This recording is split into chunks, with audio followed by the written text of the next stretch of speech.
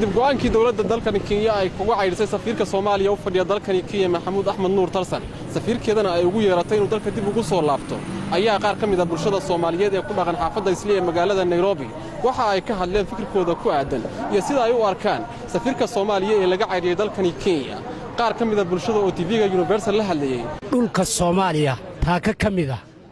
inayna gorgortan kala geli karin dawlad walba mid ay doontaa noqoto Itoobiya ha noqoto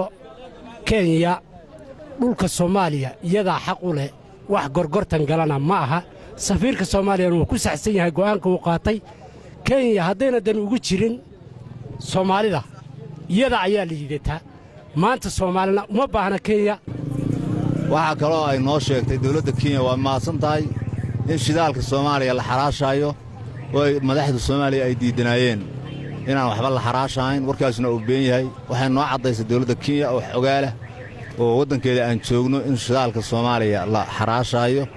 waxaas daraan arka qaladaan oo arka because of Kenya awle u baratay Soomaali inay adoonsata adana adoonnimana kama ogolaanayno xaalku wuxuu yahay in Soomaaliya danteeda ay wadata ay garato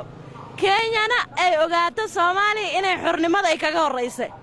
oo dawlad jirta ay tahay had xoogaa yar oo burburku nagu dhacay hoos uga dhacayna taas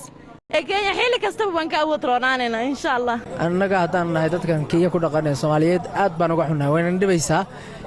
waliba waxaan aad uga xunahay heerka ay gaarsiiyeen Kenya oo ah in macnaha iyadu meel ay ku hambooreen laga bilaabay oo ah in safiirkii la xishakii kan loo yeero wallahi niyahow arintan waa arin dumalaasiyada weeye waana arin u dhaxayso labada xukuumad annagu haddaan nahay shacabka Soomaaliyeed iyo shacabka Kenya haddaan nahay fikradeena ama taladeena waxa weeye in dawladdu iyagu dhaxdooda ay ka xaalaan oo arinta ay ka dhameeyaan runaantii haddii maaragtay fikir ahaan aan ka dhiibto arrinta Kenya iyo Soomaaliya oo Kenya xiriirka u jirta Soomaaliya safiirkeedana Soomaaliya kala soo baxday runtii waa maaragtay caqabad soo jirtay muddadan ayadoo salka ku hayso arrinta shidaalka ee Soomaaliya dacwadana maaragtay ka soo bilaabatay ilaa maxkamadda Hague dhowr jawaabood maxkamadda maaragtay soo dirtay Kenya soo dirtay Kenya inay ka falcelisay hase ahaatee waxaad moodaa weli inay Kenya aysan ku qancin fikirka ay qaateen ku raacsanahay haddaan nahay shacibka ku nool dalka Kenya gaar ahaan Islii waayo dhibaatooyin badan baa la kulannaa oo baalkeen weji nooma hayaan inkastoo xiisadda xuduudaha badda ee ka dhaxaysa labada wadan ay soo jiitamaysay muddo ku dhow 10 sano ayaa haddana xiisadda diblomaasiyadeed ee u dhaxaysa dalkani Soomaaliya iyo dalkani Kenya waxa ay gaartay heerkii ugu sarreysay